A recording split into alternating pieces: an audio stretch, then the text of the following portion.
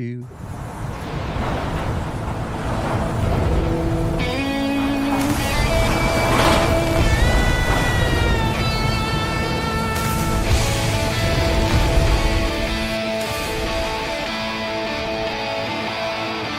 Welcome to Clear Coat Confessions, where the dirt gets hunted down and the shine hits like a knockout.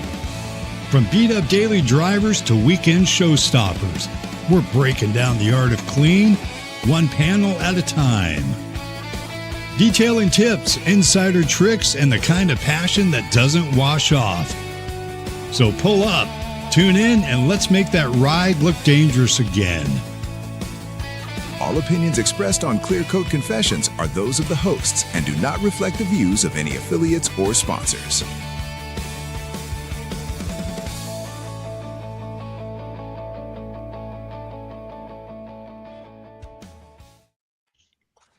What's up, everyone? Welcome back to Clear Coat Confessions, the podcast where we pull back the curtain on everything car detailing, business, and the grind behind the gloss. Adamo and I are your hosts. Unfortunately, Adamo is unable to make it tonight, so it's just going to be me. I'll be watching the chat and marking your questions. So if you have any questions, please feel free to ask. Super Dave and Franco will be doing their usual asking questions and managing the conversation and making sure it all goes smoothly. Well, you better just wake up there, Franco. Otherwise, you're going to be put on the bench, and we'll use little Eddie this time. No, just so everybody knows, I just got back from a 3-week vacation. Well, I mean, I'm always on vacation. Yeah, I was gonna say you're always on vacation. Yeah, but this one was definitely some time away, and I'm not gonna lie to you guys. I enjoyed every single second of the time away. It was amazing just to unplug, rest, step away from the buffers and the wash bays for a minute. Well, maybe I didn't step away from any of that, but I did have a blast while I was doing it. Helped my brother, some friends, brother-in-law, went up and visited Steve Pearson, had lunch with Ross in New Jersey. Alex was supposed to be there, but he ended up having an emergency, and Aaron was going to be there, but he actually took off for his new home that morning. But as good as the break always is to take, there's nothing quite like being home and getting back to work, or as much as work that as I can do around the house. And I mean, getting back to the mic, behind the mic, hanging out with the Clear Coat Confession homies and everyone listening in. So welcome, everyone. We've got a fun episode tonight lined up for you. Whether you're a weekend warrior or running your own shop, we're covering some ground today that you don't want to miss. Now, you know how we do it here. For those of you catching us live and hanging out, don't forget to drop your questions and thoughts right in the chat. We love interacting with everyone, so keep those questions coming in. Most of them, yeah. I mean, Chingy, I'm disappointed in, and Brandon, they're supposed to be here, but we'll give them. They're busy. They work. All we ask you to do is keep the conversation respectful, constructive, and professional in the comments. And let's get going. Now we've got. Look at you, Franco, on the respectful part. Yeah. We don't have to worry about little Eddie. So we're going to do something a little different today. I sent Fernando a message, and Fernando, he actually has an assistant who helps him put everything together. And Fernando came up with a few suggestions. And whoever joined, just give me a minute here. And we're going to Eileen. Okay, good. So I'm going to just read a couple of the topics here. We've got 4 that we're going to go through, 2 the first half, 2 the second half. And I'm going to let the people on screen pick what they want to talk about. So first subject. Well, if you can, just real quick, if Eileen's in the waiting room, go ahead and pop her in if you can. I know that you always have Adamo to help with that, but yeah, I can't. Yeah, I can't do both. Right. Exactly. Hey guys. Hey. What's up? All right. What's up? All right. So here's our first choice. What's something you changed your mind about in the detailing business. An example of that might be a product you thought was hype, but now you're really enjoying. Product you swore by, but you're not using anymore, or technique you've completely changed or removed from your process. The second one that we can choose from is, are we overcomplicating our detailing? Too many pre-washes. We've seen that recently, right? I love that. I love that topic. Yeah, I mean, I did quite a few pre-washes when I was down in Virginia, on the BMW mostly. With Brake Buster, a pre-wash with Brake Buster. Yeah. He's never going to live that one down, but yeah, he's got a bunch of it, and B. Riley was nice enough to drop off about 5 gallons of stuff for Mark and a bunch of other things. So it was really nice of Brandon to do. So pre-washes, when does safe become excessive? Are YouTubers making detailing look harder than it needs to be? So which one? I will open this up to you guys. I'll go either way. What's something you changed your mind about in the detailing world? Are we overcomplicating detailing? Eileen, what's your choice? I think maybe the hybrid question. Well, the process. Overcomplicating.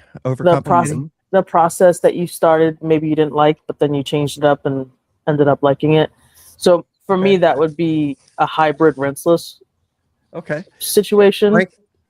And so, Franco, what about you? Which direction do you want to go? 1 or 2? Man, I want to go 2. I like the overcomplicating. Are we doing a little too much? Are we making it look too hard? I like that. Okay. And Dave? I like number 2. Alvin? I'd go with the first one. Oh. First one, and we got a number 2. So we've got a 2, 1, 2. I got 2 twos. 3, 4 twos. We got 4 twos. Tiebreaker is going to go to Fernando. Jason. Oh, Jason.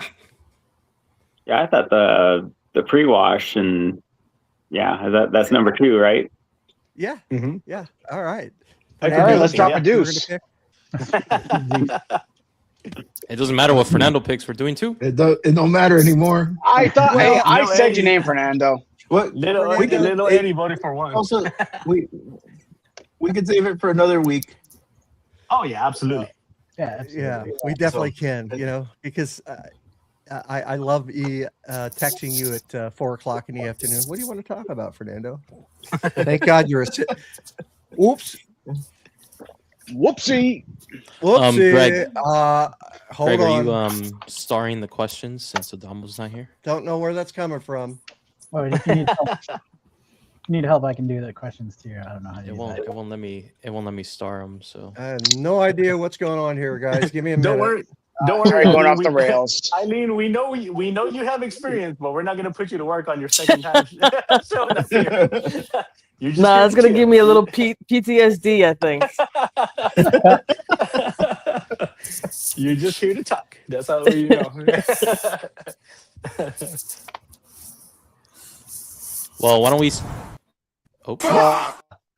Let's go ahead and start. Let's go ahead. Is the process too complicated? And Jason, let's go with Jason, and then we'll go with Eileen. Okay, can you guys hear me? Oh yeah, we can hear you. Gotcha. Did you guys hear that music? Yes. No. Yeah. Oh yeah. Oh, I don't know what happened. My computer just started playing one of the intros. So Yeah, I saw that. It played on the screen. yeah, okay. Sorry about that. So let's go ahead Take your and meds. go. Don't worry about it. I have been off my meds for the past 3 weeks. So thanks for the reminder. It's all good. It's all good. All right. So Jason, So when it comes to pre-wash stuff and so I guess I probably have more questions than I would have answers. So I don't know if that is a great way to, again, maybe coming from a DIYer perspective and, not someone out in the field, doing this every day. And I think some of it comes down to the contamination I deal with. Because I know a lot of times they're talking about really I should maybe be using more of an acidic shampoo most of the time for a pre-wash because it's a mineral contamination instead of, like a high alkaline, because, that'd be more for organic stuff. So, and I don't know. I mean, again, these are things that, my only opportunity is to try stuff. So again, I don't know if, and again, I don't know if it's even, is it even warranted? Is it something that, can a pH neutral knock it out just fine anyways, and really just save that other stuff for when you really need, unclogging a coating or something. That's my position. Just to further along this little conversation before we go to Eileen, that's my position. Like it depends on what you're doing, right? So if you're just doing a maintenance wash on a coated car or non-coated car, the one you've never seen before, regardless, I might use an alkaline. I might use an acid pre-wash, and I spray it on. I don't use a whole lot of foam, but it boils down to how clean does the car have to be before you actually put a mitt or a sponge to it. And I think it's highly overcomplicated. And, did you even try a pH neutral soap first to see if it's going to clean the car? Right. When have you ever used a pH neutral soap and not had a clean car at the end of the wash? You know what I mean? Yeah. Well, that surprises me too when people refer to as like a pH neutral soap as something that doesn't clean. It's just for foaming or just for, and it's like, there's surfactants in there. I mean, if it's not cleaning something, I don't see the point of it even calling it a soap. So I don't know. I just thought that was strange when, I heard that comment that, pH neutral is like you have to either have something high alkaline or acidic for it to actually do something. Well, high alkaline is gonna more attack like that road grime or that tar and stuff like that. Like, if you got just dust and physical things on your car, pH neutral is going to handle it just fine. And if whatever that doesn't get, the mechanical will get it from the sponge or mitt. Sure. Eileen, Remind me what the question was again. it is overcomplicating the process, detailing. And specifically, I'm assuming we're talking about pre-wash. That's what whatever you want. Whatever you want. Any part of the process. Yeah. I mean, I guess I'll continue the conversation with pre-wash. I personally don't use pre-wash that much. Most of the cars I feel like aren't really warranted that unless I'm dealing with like maybe a vehicle that's like really muddy and I want to break down that film on there before I come in with the contact wash. I'll do that. And most of the times if I'm doing a pre-wash, I'm doing like a high pH, not really an acidic one. But most of the time I think just like someone said earlier, like just a neutral soap, just the normal soap that I'm using on an everyday basis is a good enough pre-wash. Even if I do 2 rounds of that works pretty well without having to, go out there and do the most. And you're in the trenches, you're dealing with pretty dirty cars, right? Oh yeah, for sure. Yeah. But and, I mean, there's nothing then, that like a little BDE or something that's got a little kick to it, adding, a little bit of that in the soap that usually helps kind of break that down for me. So yeah, exactly. Yeah, because you have, I'm sorry, go ahead, Fernando. I was gonna say you have to assess the situation, right? Because if you see a dirty car that has bugs, then you do the extras, right? But sometimes it's just people want to do the extras because they heard of it, or hey, this is the new fad to do, right? 3 pH every wash. You don't need that, and I think it's a lot of miseducation and a lot of it. But I've been known to overcomplicate it because I want to go try a different soap, right? Perfect example was this weekend. I washed the car and I did touchless on there to remove all the first layer of grime. It was pretty bad. And then I still foamed it again just because I wanted to go try the soap. And so I foamed it again. I'm like, all right, I'm here. Might as well do it, right?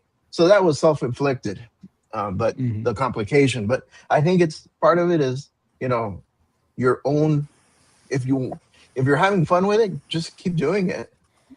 But for a business, I mean, you have to be very selective and be efficient, right? Yeah, we've got difficult showed up a little bit late, so you know what that means, right, guys? Shame. Shame. You got me. Shame. I have no idea. Shame. I don't know if that's any of my business. Yeah. But Vice, I mean, like what part of the process is overcomplicated for you? Like what grinds your gears with the Well, nothing really grinds my gears, but I'll go off the same topic of pre-washing. Like, if you think about it, we haven't always had pre-washes per se. I know, at least me, when I first started detailing, I would do foam, rinse, foam, and I did it with a pH neutral, and I've never had any problems with it. But nowadays, we have so many options that why would you not use a pre-wash just to make it safer? But at the end of the day, if you think of like the beginning of detailing, they weren't even using like chenille mitts. So like the more time goes on, the more complicated everyone's process gets, just because we have so many options. It's like ice cream. Like most people like vanilla or chocolate, but every ice cream place you go to has like 50 flavors. Or 31, right? It's massively redundant. Yeah. I mean, and that goes into what I was thinking too, is that, okay, so what, I've got to, like today I went out and I left the car with my son, the Mustang with my son. So he drove it around for a couple 100 miles and changed a few settings in the car. And I went out and washed it. Do I want to use a sprayer? Do I want to use an IK foamer? Do I want to use the foam cannon? Do I just want to use a hand sprayer? What do I need to do to get this thing started? And where a year ago, this is actually the day that I drove out to Pocatello for the first time. A year and a month ago, I'm just picking up a foam cannon and spraying everything on. Using Dawn dish soap, right? No Dawn dish soap. I was past that. I was definitely past that. Well, yeah, there was probably some Brake Buster. There were some Adams. There were some KCX. Chemical guys, honeydew. Yeah. No. Sticky. No, I never bought any of that. Chemical guys. And I had just started to get some of the Thor products as well. So yeah, there you go. There it is. Didn't let us down, David. So yeah, we're definitely overcomplicating it. And for me as a weekender, it doesn't matter. I can overcomplicate it, but I don't like to. But if I've got a car coming over, like if you heard me on the phone just before we got started, there was my son's friend. We're going to be coating his car in the next week or two. I'll have everything set up before he gets here. But this morning it was a half hour just trying to figure out, okay, what do I want to do? What do I want to use? And how do I want to do it? How long that take you? About 45 minutes? So overcomplicated. Yeah. If you think what's about that, it, Dave? Greg, like I was just saying, how long did that take you to figure out? About 45 minutes to an hour? No, it was about 10 minutes. I know, I'm messing with you. No. Are you really? No, I'm actually quite serious. Yeah. What were you saying, Vice? If you think about it, Greg, like when you went to go visit your brother, you had limited options to send him so that you can get the job done. And B. Riley was talking about it earlier today as well, that he's going to try to get, or not B. Riley, actually, it was Neil, that he was going to get his neighbor into washing his car and what specific items we can recommend. And you have to be really basic with a newcomer because you can't just overload them with a whole bunch of products to buy. You got to give them something simple so that they can, dive deeper into it. So the more you think about it, we all probably overcomplicate things, but you started very simple. And at the end of the day, I think simple is probably better at the end of the day. We have a podcast about detailing and chemicals. You think we overcomplicate it? Just a little bit, just a smidge. So I got my daughter here with me. Hey. And Hey. so we just got done, and this is one of those things that I was like, this 2-bucket thing, I'm like, that is too complicated for me. I cannot do that. But in honor of Franco, we stuck it out. She spotted these little mini buckets. So yeah, do you want to show our work? So this we'll have a video coming out, but she used her little mini buckets, a 2-bucket method. So we did a foam rinse foam using a Yum rinseless on the RC here, and so yeah. And I swore that was too complicated. I'm like, nah, this doesn't even make sense. Sure. But yeah, tell them about that. So there's 2 buckets, and then we emptied the one that was like for the clean water, and then we poured. It was a white bucket. It was a white bucket, and then the other one was a blue one. So we poured the blue bucket that was like for the dirty into the clean one, and there was like dirt and stuff on the bottom, and it was like brown basically. Yeah. So I mean, that's something where I swore that was overcomplicating it, but seeing that, and I know you showed it the other day, Franco, but seeing that, like I told Faith, I'm like, I'm so glad I just converted my single bucket stick shift to a dual. She helped me do that this afternoon, and Shameless I'm plug. like, man, this is great timing because I'm gonna overcomplicate something, but I think it's gonna be worth it. So, but that's to me, it's been around long.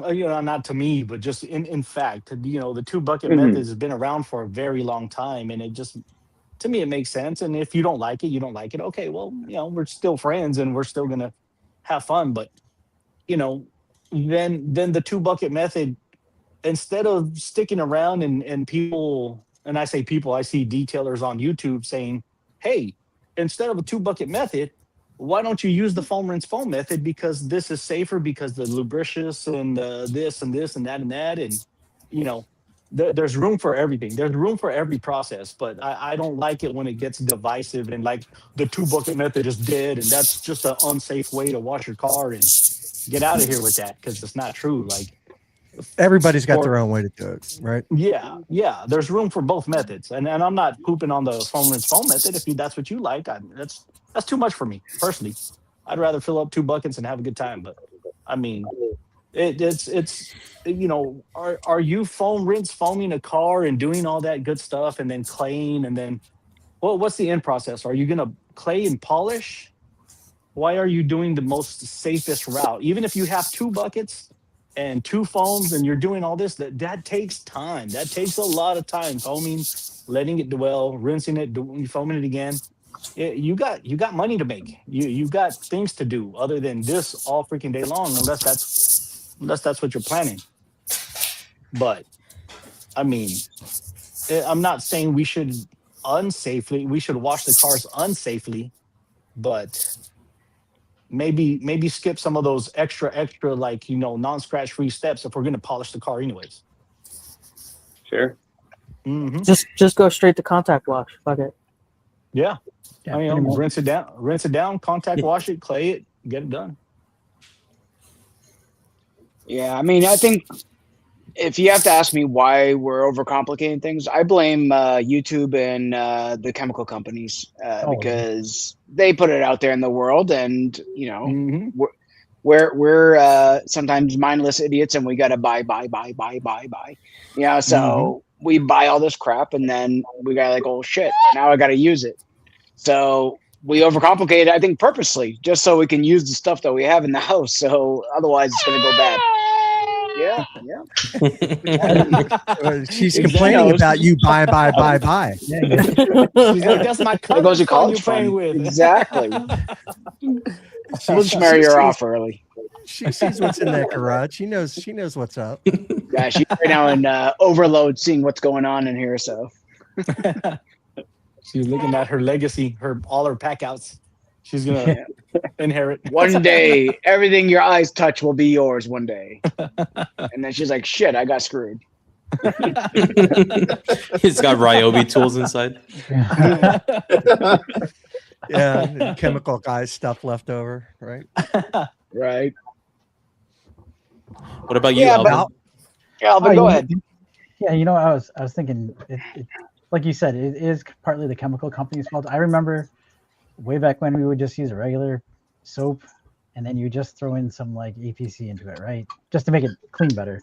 But now you have like an 8 pH soap as like a mild alkaline, then you have a strong alkaline, then you have a mild acidic. It's just too many products. You're overcomplicating things, and you can just go back, the way we used to do it before. It's just real simple, but people, it is almost like a trend. You circle back to certain things. You use 2 buckets. It's not 2 buckets. You don't need to do this. You need to do this now. So I think a lot of choices that we have, it's unnecessary. I mean, now all of a sudden we need 3 foam cannons, one for an acidic one for a pH neutral, one for an alkaline one. Same thing with your IK sprayers or a keg, or even the cartons or the Sunjos. Did we really need it? I was using a Home Depot HDX sprayer, and I was getting along fine with that. But now I have like 3 of them. So I'll even argue that it makes the process even more dangerous. And hear me out on this one, because if I rinse my Bronco off, I'm looking at it right now. If I rinse it off and hit it with the pH neutral soap, and it's really hot and windy, and my driver's side dries, and while I'm washing the passenger side, I rinse it off, and it reactivates, and everything's nice and clean, and I dry, I'm good to go. With all these other chemicals, they come with the promise of using this high alkaline, give it a premix or a decon or whatever you go, or a acidic wash. This is going to break down the sap. This is going to break down the road film and provide a safer wash. But don't let it dry in your car.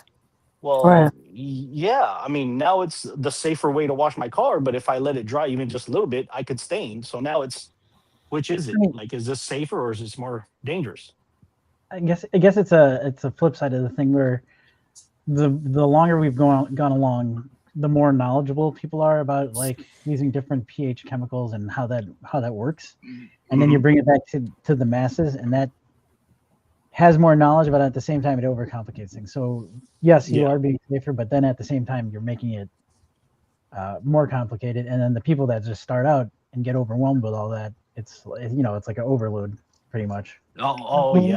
And if they don't know how to use it right, then they screw up something. Like, I'm sure someone used a wheel acid without looking into it, and screwed their wheels one That's time. the wheel, yeah. Yeah. Now, I mean, also you got to also consider how in depth are you getting into the detail? Are you just looking to maintain your car? Or are you like the weekend warrior that's like putting a coating on every weekend, for a friend or family member yourself? Because if you're just trying to get away with keeping your car clean, you can get away with like 4 or 5, different chemicals, and you're pretty much set.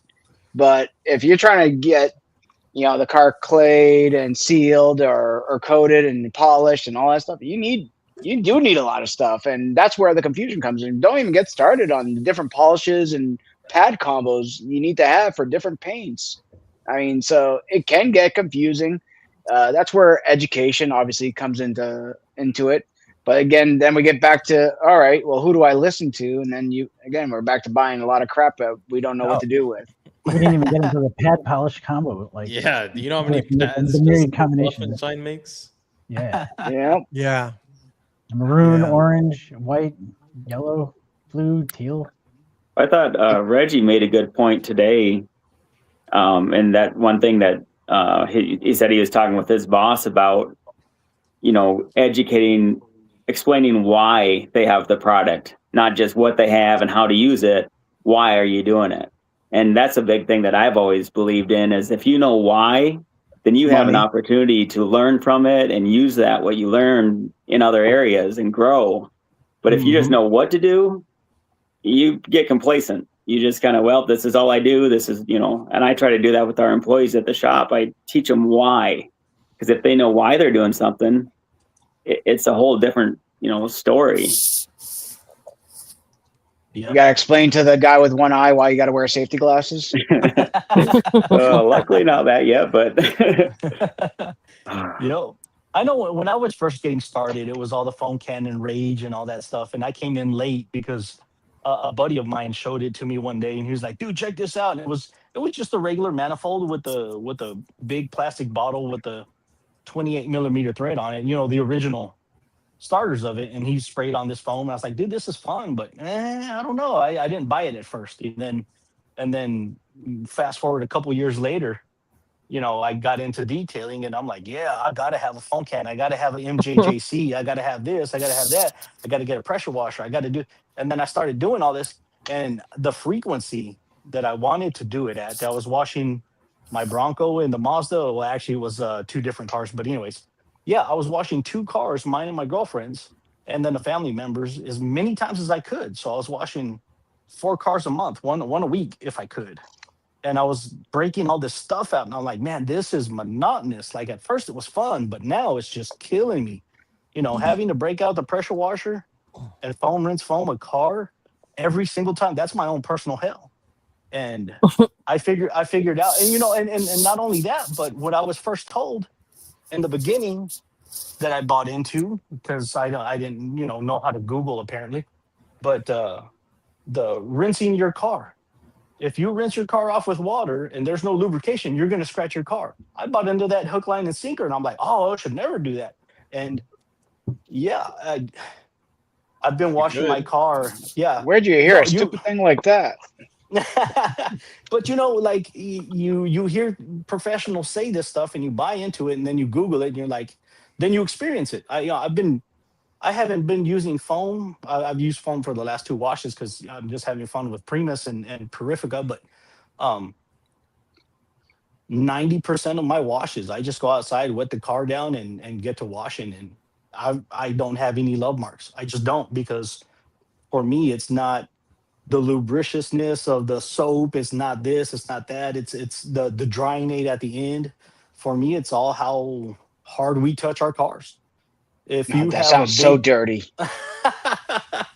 you gotta have a gentle touch. You know, all our lives we were taught what to put some elbow grease behind it. You know, like you know, if you're gonna clean that, you gotta scrub it off. So you gotta untrain your mind from touching your car that hard when you're washing it, and you let the chemicals do the work. Yes, they do work, but yeah, it's I can tell you that when I started doing this back in the mid to late 30s. 70s. Oh, 70s. Is that the 1870s? I really missed you guys. So, all right, go ahead. Tell us about the horse and car. What'd you do to it? He was detailing horses, not cars. I completely lost my train of thought. So let me just say something real quick. So you guys know that I was back there, and I visited a few people, and one of the people that I visited, one of the detailers that I visited was Steve Pearson up in about an hour and a half north of Philly. We detailed his wife. Yes, KTM motorcycle with 170 horsepower. The thing is just gorgeous. But his wife made some cookies for me. Oh, wow. They survived the trip. Good job. Well, one of them did. Thank you. Again. Is that a Domino's? Yeah, we'll go with that. Sure it is. I think it's a candle. They have mold growing on it. Yeah, no, man, no, they were good. The cookies were good and appreciated. He also let me drive his race simulator, which was it's not as easy as you think. It's not as easy as just going like this. It's got the haptic feedback and the crashing, and it's really hard to turn on those. Yeah, it is. Anyway, sorry to throw you guys off a little bit. I just wanted to get that out there a little bit. All right. What else we got? Who else wants to chime in? Vice. Anybody once? Gone twice?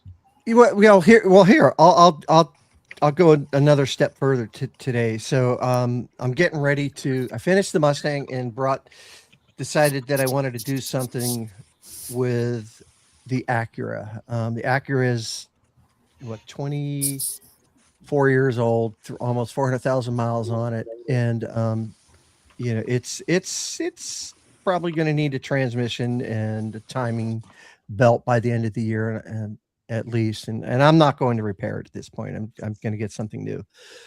So it's going to last for as long as it lasts. It's got some products on it that I'm trying to get off. And I was talking with Dave about this earlier today, and I was able. The interesting thing is the driver's side has, on one door it has one product, on another door it has another product from the same manufacturer. On the other side it has Bullet on both sides. I was easily able to get the Bullet off of one door, but not off of the other door. I go to the other product and the same thing. One of the spray waxes that I forget what product it was for PPF. I couldn't get that off, but the regular spray wax, I was able to get off easily. So I'm just sitting there trying to figure out what do I need to do to get this off. And then I just tried a bunch of different products. And then when I talked with Dave, one of the things he said was, here I go. I was overcomplicating it. He said, well, most of these products you're going to need you're going to need something high pH to get them off. And so that's going to be my first thing that I do tomorrow. I was just throwing things at it, and I wasn't thinking about it logically. And I wasted probably about a half hour, 45 minutes just playing around with that. And that was inspired by the video that Chelsea did today, where she was doing the torture test on the Phoenix Chronos graphene coating. Yeah, you got some Bifrost? Yeah, Bifrost. No, those spray-ons that told Bifrost to. Greg, tell him what you asked me. Tell him what you asked me about Bifrost. Oh, okay. I'm gonna have to plead. Was it something? Is Bifrost really that strong? Or I don't remember what I asked. Well, yeah, you were just basically like, do you believe that shit? Well, I mean, in their defense, straight, yeah, it was straight, right, and it probably went over the chemical resistance of the coating. pH resistance, yeah. Right. I mean, it's usually 2 to 13 for most coatings, so it would have been 13 or 14 undiluted. Well, I was gonna say, before she even got to the Bifrost, she hit it with the acid. She hit it with like a 0 and a 14 pH. She hit it with everything and the kitchen sink. Yeah. So by the time it got there, I'm pretty sure it was, weak. Yeah, that's what I think that's what I said to you, right? Because mine's diluted. Steve, I ate 3 of the 4. Okay, I'm saved one. I saved one. 3 of the 4 are gone, buddy. They didn't make it to Roanoke. Got her. So you were on the phone when you were eating them in the car. I heard you munching on. I was like, dude, what are you eating? He's like, oh, the cookies. Yeah, that was from lunch with Noah Vice, down 4-hour drive down to Roanoke. It took me 4 hours, Noah. Hey, Greg, did he win? The next day I drove 4.5 hours too. Yeah. And by the way, since we're on the whole Greg vacation thing, since when is there detailing DoorDash with Brandon from B. Riley, like coming down and bringing supplies to you? I was like, what the hell's up with this? Yeah, Brandon also drove like 4 hours too, right? Hour and 45 minutes, and actually, close enough, Vice. It's okay. You got public education. It's all right. Yeah, I got some rinseless from Vice too. Yeah, my favorite rinseless. Yeah, well, favorite brand. I'm sure. And what kind was it? It was Yum Rinseless. Oh. He didn't pay much. He asked me. He said, "Do you have Yum Rinseless?" And I was like, "I think I have like maybe half a bottle." And then when I checked, I only used it once, so it was like barely even touched. Yeah, and I only needed a little bit, but he gave me the whole bottle. I bought him lunch. Wow, what a guy! He'll probably win another one. Don't worry about it. Oh, he already has. Didn't he already? He did. He's got a gift card. I am back on the game. I'm back at it. What is the general? Beating me. What is the general consensus on Yum Rinseless? I like it. I like it. I got pretty good. I bought a 5-liter jug of it. You just don't like the smell, Franco. That's why you don't like it. That's no. It's I super like the nice. scent. The scent I'm is not a really fan. good on it. I'm not. It grew on me in the beginning. In the beginning, at first, I was like, "Oh, this is a little weird," and then after using it for a little bit, then I was like, "Wait a minute, I kind of like it." The banana, you get the It's grown banana on me. Laffy Taffy kind of funky goodness. Is that what it is? I couldn't no, even. It's supposed to be pear. No, it's called pear drops, which is Yeah. like a candy from England. They're actually quite disgusting when you eat them. Only English people like them.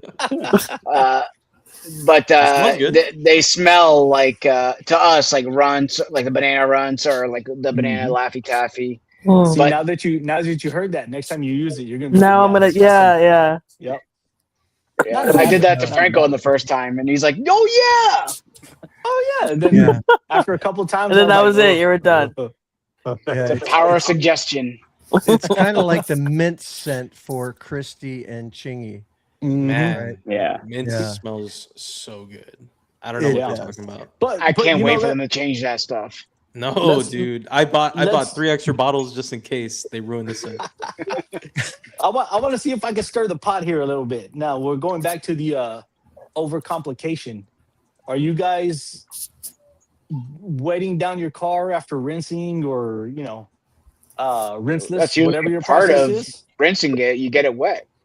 Yeah. Well, I mean, afterwards.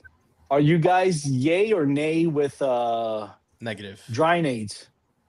Yeah, I like a good dry protection aid. or non. Yeah. Could you not use a drying aid and be just fine? How many? Depends of on y'all- what you use. Water by nature is a lubricant. So you No, it's actually don't- a Thank solvent. you. It's both. It is both a solvent and a lubricant. They have signs dedicated saying slippery when wet. That is It is correct. a lubricant. That's usually the cement on a pool. But no. Yeah. So I mean, for You me, do it's you, an boo. overcomplicated- You want to Yeah. use water? Go ahead, use water. I mean, but I'm That's you talking know, about overcomplicating. Were you using a drying aid when you first started washing cars? well, I wasn't really like I wouldn't say that I was going into the details I'm doing right now when I was washing cars before. Before it would be like, all right, foam it up, rinse it off, I'm done. That was back in like before I was detailing. Now Drying it with water it's not that bad. It's not that bad, but when you got a 60, 70, 80, $100,000 car, you're not going to take the chance. I don't know. Hey, you want to do whatever you want with your Honda, go ahead, man. Slippery when wet. I'm No, keep I'm that not in saying the bank, I use. Franco. That's a good one. Yeah, no, I use both, but it doesn't kill me. Like if I look at my little toolbox, my little Hercules Harbor Freight toolbox, and I forgot, and I forgot my Yum detailer or what have you. I'm like, I'm not going back in the house to get it real quick. I'm just going to dry my car down, and I'm good to go. Once again, my car is not scratched. I have not scratched anyone's car not using a drying aid. So Your car is for also me, coated, though. yes, 100%.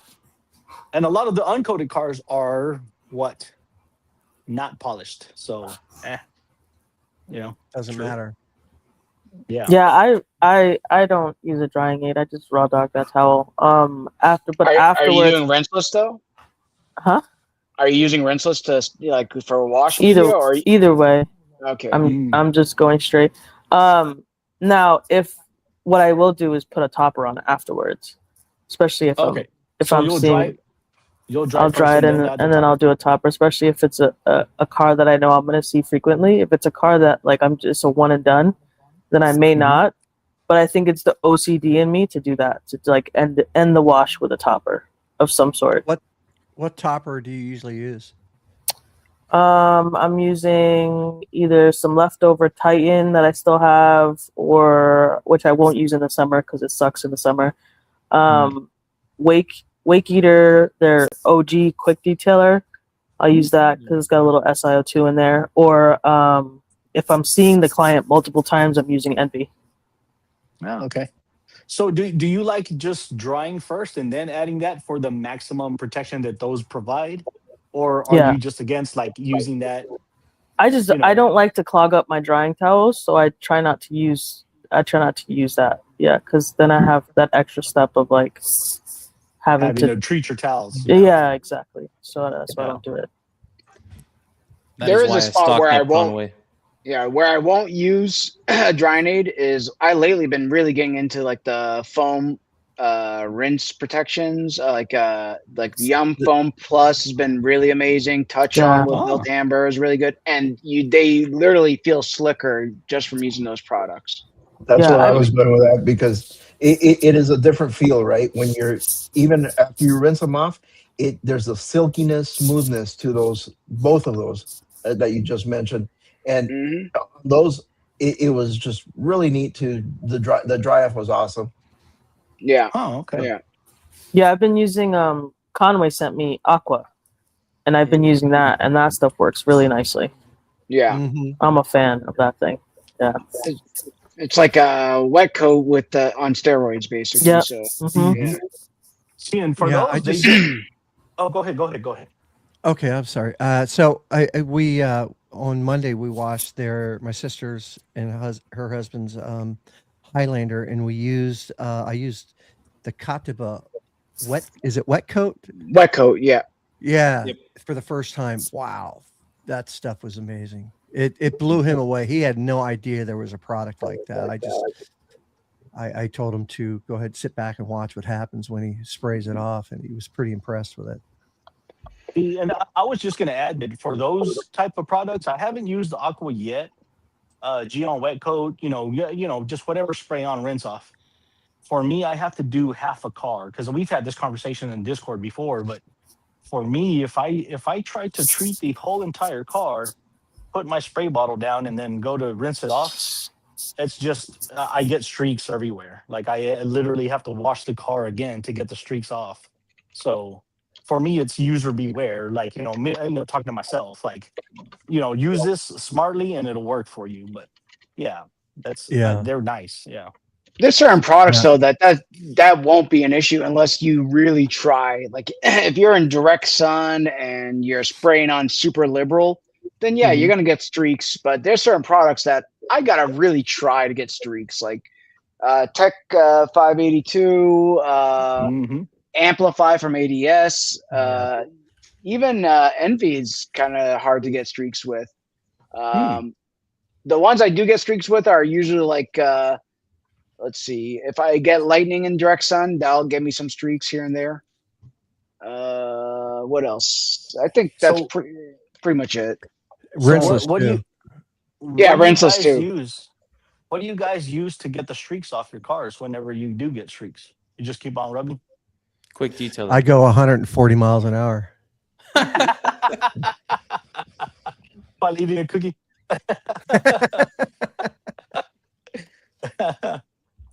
Well, usually you just use the same product and the streak will come out, unless it's like sometimes it works. Unless it has protection in it.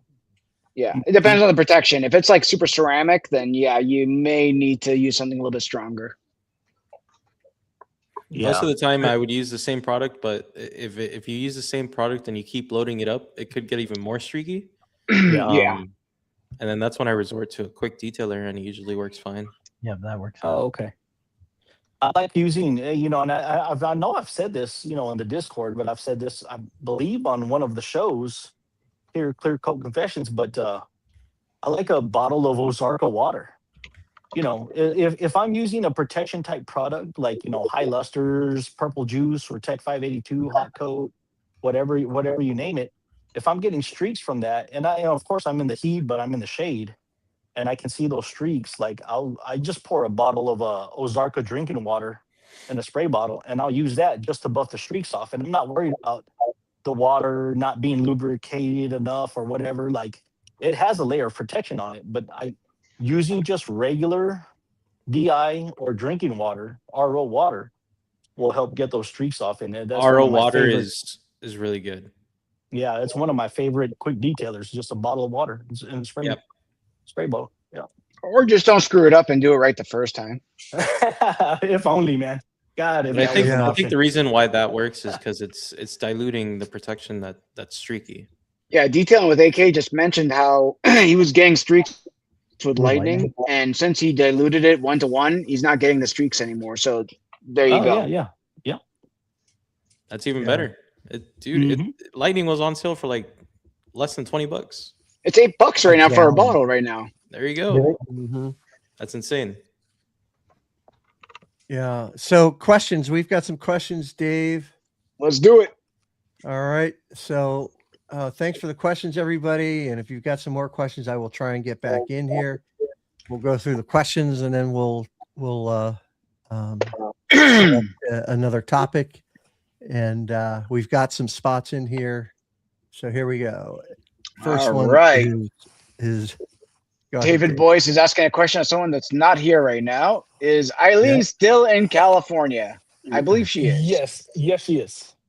I just sent her a upgrade hose for her Sunjo, and yeah, she's in California. And what's her address again? I'm just kidding. Don't. You're trying to dox people in here. Yeah. All right. Expedition 3009 says, I want to hear what Fernando says, and so does my friend Emmanuel. All right, Fernando. What do you say, The floor Fernando? is yours. Your fan club is asking for you. Yep. Well, I mean, he knows them very well, so I'll let them talk it out. There you go. Not a man of many words, but when he says something, it matters. Very profound. All right. Next question. Okay. Conway asks, torture tests are overrated and not realistic. They're just for entertainment. Not a Yeah. question, but great statement. Yeah. Yeah. I wouldn't definitely say it's for entertainment. I think it's more because it's hard for them to That's what she simulate years of dirt and debris and such. And Yeah. that's the closest Yeah. we can get. They're pseudo tests. You know, they're Yeah. They're pseudo tests. They're just And saying they how help tough you. they are. They do help create a comparison, right? Because if you compare, if you treat both of them exactly with a high pH and low pH, you know, both, let's say sealants with that, you could see a little bit more duration if the longevity of that product may be longer, right? By applying that, but it shouldn't be that that's the defining process, right? It's take it with a just grain of salt. Yeah. All right. Chelsea asks, do you believe mastering machine polishing is more about understanding paint behavior and technique than owning the latest polishers, pads, and compounds? That's a good question. Yeah. And I would agree with it's more about the education and knowing what you're doing, because I've seen guys use Harbor Freight trash and get a good paint. Than having someone that doesn't know what the hell he's doing with like the best Rupes polisher. I was going to say this. I still use my Harbor Freight, and I've been using that, so Learning your machine is really important because every machine's a little different too. Yeah, just don't play with it too long because you will get blind and you'll get hairy palms. All righty. Chelsea also asks, what separates a skilled polisher from someone who simply has great tools? Technique, right? Yeah, technique. Yeah, it's definitely the technique. Yeah. Technique, And the experience. understanding of the paint. Time, just time. So like, Yep. for me, I was talking about my Harbor Freight, and then I got the new DIY 25 millimeter polisher. I did not like that. So it doesn't matter the tool, even though it's supposed to be better and safer. For me, it was more comfortable using the smaller 18 millimeter throw. That's a big kick, man. 25 millimeters. I don't care who you are. It's a lot to handle. So it's a big adjustment. So the better you are, more skilled you are with that, I think that's more important than the actual tool. Are you using the Bauer Hercules, or are you using the old Porter Cable knockoff? No, the Bauer, and then I gave Franco my Hercules forced rotation. Oh, nice. Yeah. All right. Yeah, so you're going from, I think it's like a 12 millimeter to like a 25. That's like double the rotation. It was a big change, and it was a big difference. Definitely. Yeah, I bet. And Pans is a little bit better, by the way. Go ahead, Franco. Yeah, I know. And just to add a little bit, like, and this is, I mean, we're all different people, and this is all our different experiences. And for me, a longer throw polisher makes me want to go. It makes me want to polish faster. So my arm speed is speeding up because I have such a wide. And when I have like a 9 millimeter or a 15, I don't know. It's not as much, so I just go slower, and it's just a mind thing. But you've got to, yeah. But you've got to figure out the machine for yourself and how you Mhm. react to the machine. You know, just like Alvin said, that 25 is a little too much, and he didn't like the way it handled. For me, it's arm speed. For you, you'll figure it out. But yeah, it just comes with time and learning what you like to do. So yeah. All right. Any more? Yeah, we've got a few more here. So, Good Enough Garage One, who's sitting up in, I think it's Victoria, BC. Wow, Ask all a the way from question. the Great Plains of Canada, or the mountains, whatever you want to call it. Hey. Anyone on the panel actually write down each chemical they own for each part of the process? Results can be crazy. Some of us don't Anyone have enough here? paper. Some of us don't have enough paper in our house Yeah. to be able to write Dude, that I down. need like a couple of different hard drives if I want to go digital, for Christ's sakes. Fernando just did an audit on himself. How'd that go, Fernando? I'm still going through it. All right. We'll check back next year. It's gonna take a couple years. Yeah, I mean, I realize I have way too much. I mean, I could open up a little shop for years, right, and run with what I have already. And so I'm starting. I'm like, all right, I'm stopping right now. I'm gonna use as much as I can right now. So, like this weekend, that's why I overcomplicated it, because I wanted to try out more stuff that I had sitting on my shelf. But yeah, it's easy to pile up and try different stuff because you hear somebody said this and somebody else posted this on video, and so you get into that little FOMO, right? Process. And at least I can say I don't have like 40 different rinselesses. Look, hey, me and Alvin, we are just testing things, okay? We don't have a problem. You have a problem, all right? You're the problem. Well, so I think that would be a really good topic. We wouldn't be able to go over it in one night. We could do it, over a few weeks. But Chemicals Anonymous. We can start with you or Ulysses, and because you're usually sitting in your garage, and you can go over the chemicals that you have. I can do it. Franco can do it. Jason can do it. Vice, 42 wins out of 74. He'll just take them right out of the shipping box and be like, "Hey, this is what I just got in today." Yeah, I use all my chemicals. We're gonna look at Vice's trophy cabinet. That's what we're getting. That's what we need to see, the trophy cabinet. Yeah. I'm actually I'm setting up my garage in the next couple of weeks. So eventually I'll be taking the podcast in there, and then we can do that. Nice. Yeah, I think we all should do that. I think it would be interesting for people to see, and then they will understand that they're not alone in this world of too many chemicals. Noah, did you pick out a pressure washer yet? I think I'm gonna go with the Max Flow. The new one or the new one? Well, not the 3 GPM. Oh, not the 3 GPM. All right, that's what I was curious about. Yeah, no, that one's. I mean, I have a 15 amp circuit. Well, you can. There's a switch. You can go 15 amp, 20 amp. You could do that, but either way, I like the aesthetics of the other machine. And from the small video I saw from Josh V, the 3 point whatever GPM, it sounds pretty loud. Yeah, it's not. Yeah, it's not. What do you have an unreleased unit? I cannot confirm or deny that, but he said, I actually asked him that question, and he said it's not bad at all, but he will be doing a full test. So, okay. I mean, if I just saw the video, and that's what I got from it. I mean, he was sitting in the corner. One thing I've learned is videos are very deceptive on the noise that you're getting from the pressure washers. But either way, I don't think I really need that much GPM. That's kind of crazy. I don't even care about the GPM. The part I like of the new one is the no ramp up. It just goes right away. That's true. Jason, you're gonna say something?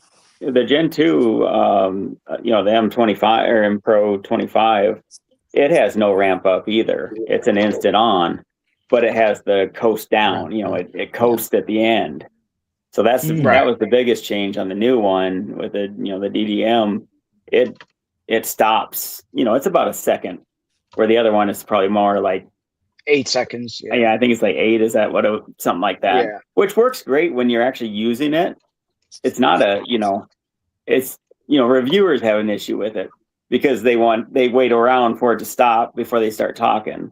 Yeah, but, they can't wait to hear themselves talk.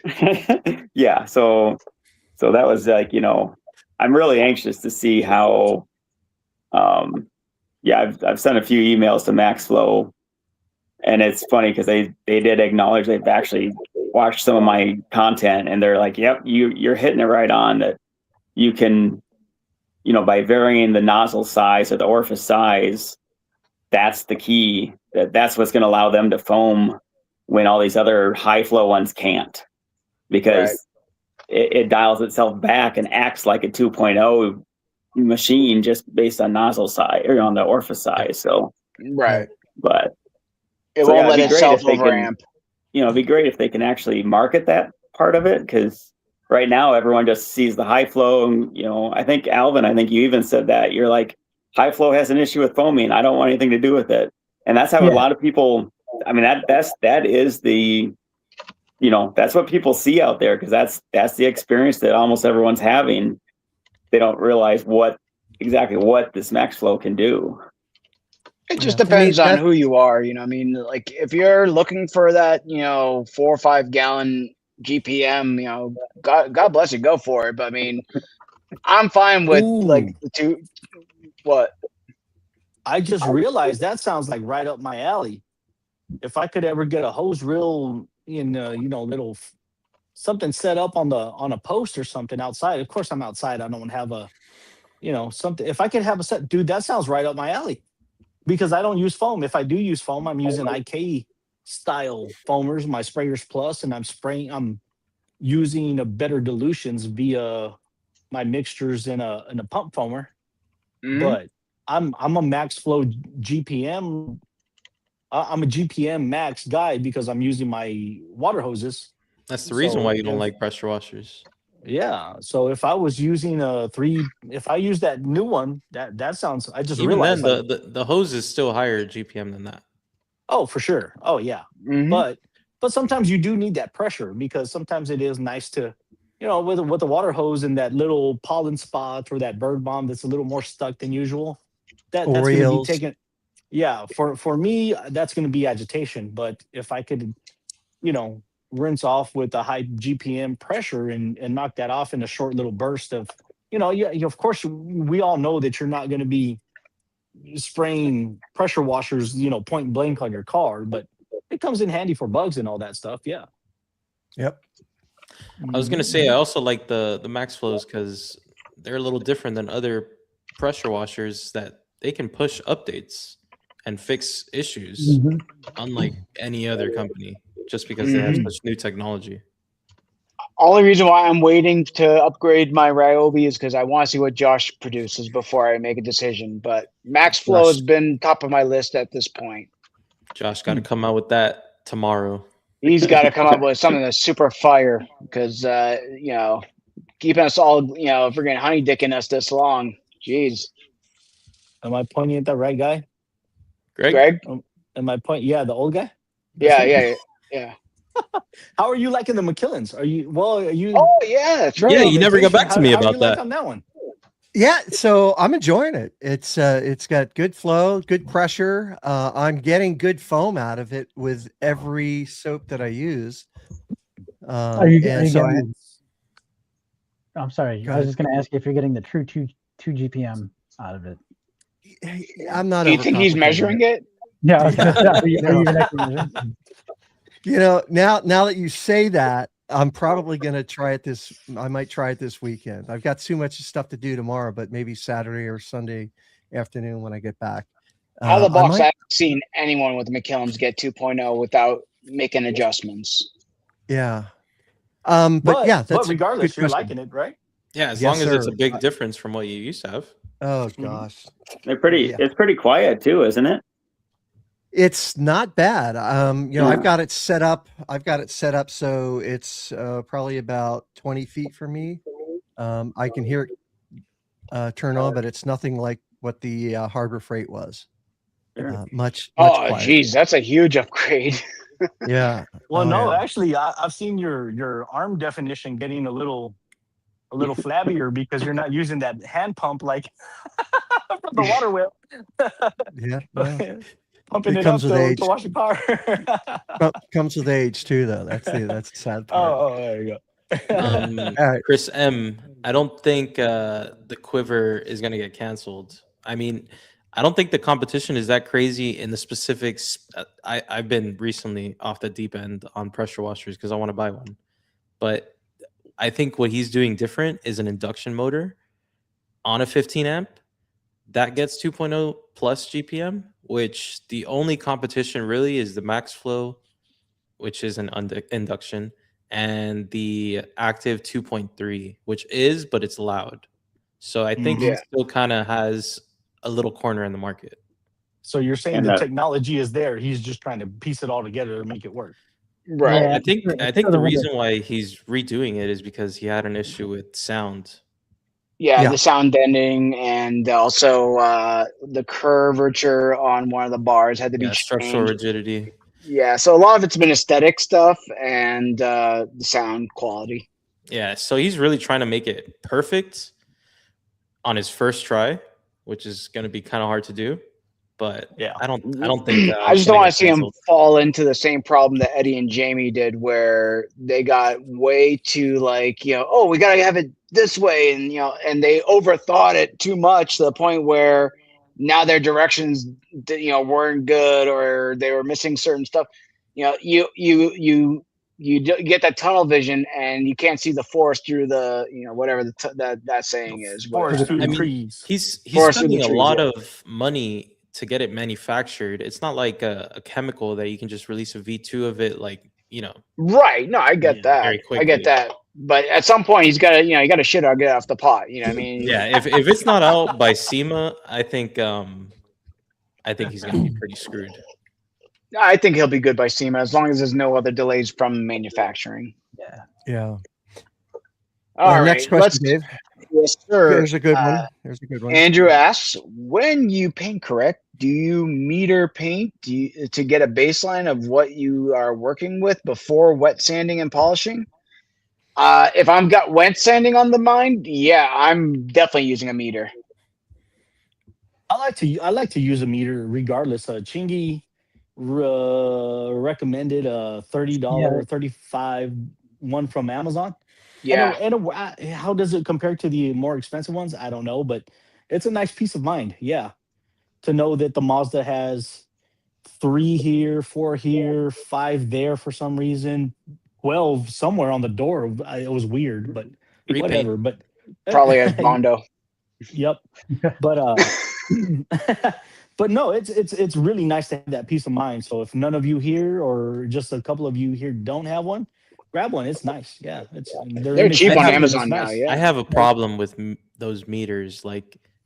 Until there's technology that really tells you the difference, like the actual thickness of clear coat. Yeah, good luck with that. Really useful for is to know if a panel was resprayed. Well, it's there to give you a general idea. That's the difference between 3 and 5. How do you know? Is there really a difference in clear coat between the 3 and 5? So you can kind of baseline it by taking a measurement in the door jamb, right? Yeah. They don't put as much clear coat. So now you have your baseline of that's the minimum you can go to. And then if you go outside any other panel, you'll see a difference. And it's significant. That's a great tip. I'm that curious. I'm gonna go try it. Wow. That's the first time I heard that. They don't put clear coat in door jams? No, they do, but super thin. Yeah, it's 1 or 2. I mean, it's minimal layers, right? Compared to what they do for the rest of the car. Yeah, how many people are correcting door jams? They're not worried about it. I would bring y'all with me, but then the resolution gets real funky outside. But yeah, let me go look. Where's my flashlight? You know what, Fernando? You might have just changed my mind with that tip. No, couple more questions. Go ahead. Go Dave. ahead. All right. Conway asks, I have an active No, 3.0. no. Sorry. Oh, okay. Sorry. No. That Sorry, wasn't the question. Conway. It's Wait, Andrew asked, let's you go back to guys, the question. We didn't get everybody's opinions on it. oh yeah. Okay. Go ahead, Vice. I want to hear more about Jason. I don't even have a meter, so I need to check into what you guys are talking about. So bite me, Vice. Oh, no, I'm just kidding. Yeah. Just another tip on that one. If you have a shop, I think that's really cool too, because with the next PTG, I think that one has the PDF generation, and you can give it to your customer, and it shows like, hey, here's the measurement that I did right now, and after you can retake it and say, here's the measurement after. This is how much clear coat I took off, and now you have that baseline for the next time they come in. You know, you're ready to go. It is really neat. When I did the Tesla, I did that because I didn't know what had happened to the car before me, right? It was pretty damaged. Are you sending yourself invoices, Fernando? Pretty much. Because like that's like on shell company. That's like on the website, like Jobber and stuff like that, where it connects with the next digital meter stuff, where it shows like, you know, the beginning and ending of the readings and stuff like that. Yeah, it will show you the measurement where you, and what's really cool is, I don't know if you guys have used that next PTG, but it's an app, right? And it just tells you, go to this place and you okay, you're just using the app. Okay, I got you. Yeah, okay, it's like a report. All right, fellas. All the way around the car, and it creates a PDF with all that data, and you can update it with like 6 months later, the same car. It just updates real easy with the data. Yeah, because if you use some of those websites like Jobber or whatever with a professional business, it connects with that app and it updates your customer profile so you can keep track of it. So that way you don't like burn out some customer's pain. There's no way. Okay. When y'all ready to hear this, y'all let me know when y'all ready to hear these results here. Let's go. Let's hear it. So I'm doing the door jams of the driver's side because the passenger is too close to the wall on the other side. So anyways, I'm doing the door jams and the respected doors, right? You know, of the door jams. The door jams are steadily holding at 3.2, 3.5. Damn. So that's my door jams. So I'm right here at the rear quarter panel. I'm guessing 5.799. 799. Oh, 7. Okay. Damn. So now I'm going to hit the rear driver's side door. I've got 650. I've got 7.03 driver's side door. I've got 7.56. 8. Sounds like to me you got plenty of room to sand and polish. Way better than Mazda. Yeah, let me do the hood real quick. I'm gonna do the four corners of the 4 quarters of the hood. 742. And yeah, for people out there that don't know this, Franco has Yum's Paint Serum 6 on his Bronco. Oh yeah, that's right. And about like 15 layers of other waxes on it. Yeah. You damn right. Yeah, so that's really interesting. So the door jams are steady at 3, and then my panels are in the 7s and the 8s. A couple 6 spots here and there, but I've got a healthy amount of clear coat, to play with. But I mean, if you don't, know to check your door jams, usually the safe number is about 3. Like if I get to 3, I'm not really going anywhere beyond that. So if I see 3.5, 3.2, I'm not touching that car. As far as a compound or just a regular, I mean, of course, if you see 3, you're gonna do a enhancement, of course. Yeah, right? Enhancement, like polish only. Yeah, I'm not gonna be cutting into. I'm not doing a mow like Eddie and taking out like paint. Mm-hmm. Yeah, if you do, that's the last time you'll do it. Yeah, pretty much. Franco's metering his Ford Bronco. Yep. And he's checking the door jams versus the rest of his panels. Damn, Fernando, that was a cool tip. Closer to the 7. And for anybody, of course, I don't know. We might drop a link to one of these in the the show chat. I mean the show description, but yeah, it's just Greg's like, fuck, I am. Yeah, how I need one. I need one. how well does it work? I guess I need one compared now to a too. more? How well does it work Let's use compared to an expensive a one? Fernando affiliate link. No. Yeah. Hey, yeah. Yeah, Why not a Super Dave affiliate link? there we go. Or you can Well, I put don't it have to- one, so we can give it to Fernando. All right, just All His right. affiliate link questions. comes with the free More rinseless. questions. Yeah, Next there you question. go. All right, panel by panel. Yeah. Malco. Oh, okay, yeah. Malco. You guys like Malco. I do use when I run out of Renaissance. That's my backup microfiber wash. I have not used a lot of their chemicals, but I have heard good things about it. They're serviceable. They're nothing great, nothing bad. They're very good chemicals overall. Yeah. And the last question, I think we answered this one, right? Yeah, Hey, I was writing to Christy. Christy earlier about it. asks, "Hey, I read that they changed Titan's formula. Is that true?" I didn't hear the answer to this. So did they? I don't. They didn't. They didn't change the formula, but Aaron is coming out with a new sealant. I don't think it's replacing Titan. It might be. Well, but Titan's I a think it's hybrid more ceramic detailer, Yeah. so he's This probably one's gonna making a be more full blown. stout, Yeah. and it's gonna last longer. Yeah. Yeah. What Christy's talking about, there was a Facebook article or Facebook post with a video that somebody said, "Hey, can anybody tell me about the updated Titan formula?" And if you look at the date on the video, is actually from 2 years ago. Yeah, So, they got mistaken. They thought it was a new video, and yeah, yeah. So it's not. And because I'm running both, I don't know if there were more questions, and if there are, I do apologize. Just ask again. Yeah. So are we ready to head over to our Didn't panel by next panel have a question that we skipped over? Not in the questions. Paint gauges are like detailer influencers. They might be telling the truth, but they really can't trust them. No, that's true. I mean, if you're buying the $30 Amazon one, take it with a grain of salt, but it's a good it's better than nothing. It's better than, you're getting in the ball.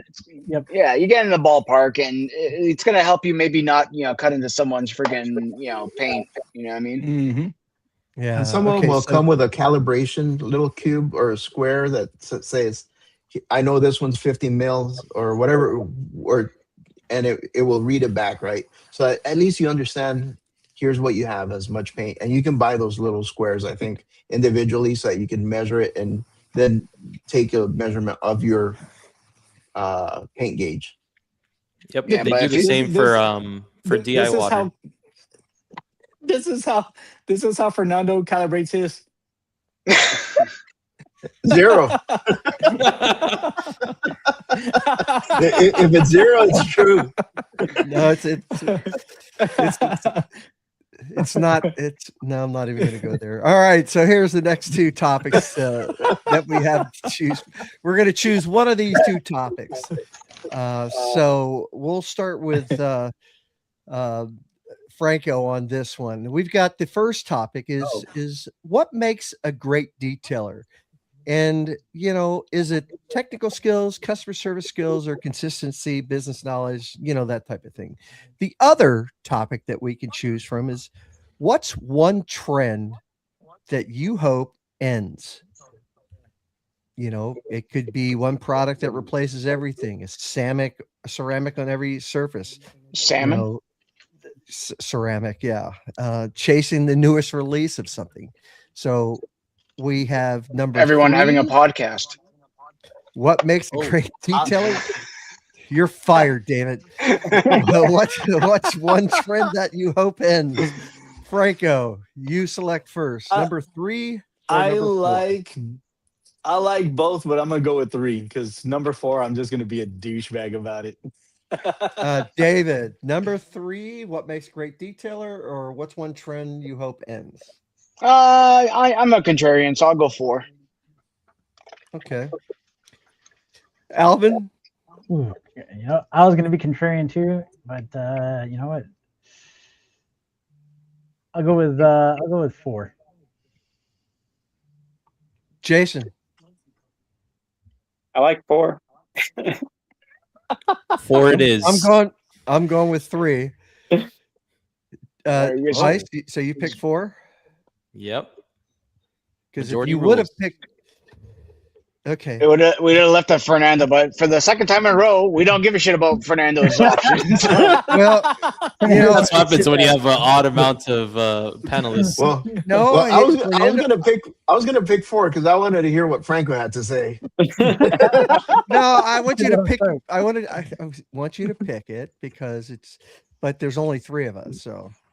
No, I mean, Conway had a good different question, by the way. Sorry. We can pick back to that too. We'll get the questions at the last 10 minutes or whatever we do. Trends that I would love to see go away is all the sales jargon boo stuff that happens all the time, and it comes from us. See, that's why I don't want to do this, because I want to be a douchebag. But be a douchebag. Let's do it. Come on. No, I see where the no. hypothermic, jargon and all the sales pitches and this exothermic, hypothermic, exogernic, the hypothermia, the thyroid pseudo pterodactyl sealants that we use in our coating, all that stuff. Like, let's go. Name names. Personally, I'm just tired. We're just come on, David. You got to remember. You should have done that last week when Greg wasn't here. 2 weeks ago, you guys did. I did the first week, and they got me in trouble. Did. Remember, I haven't taken my medication, and you know. Okay. So mine is just like all the sales hype and all the jargon bullcrap. That's a hype that I would love to see just die and just go away or calm down. I don't necessarily have to watch it, and I don't, but I hear about it, and it just grinds my gears. So next, Fernando is right there. I was thinking about the marketing, right? It's a little bit crazy.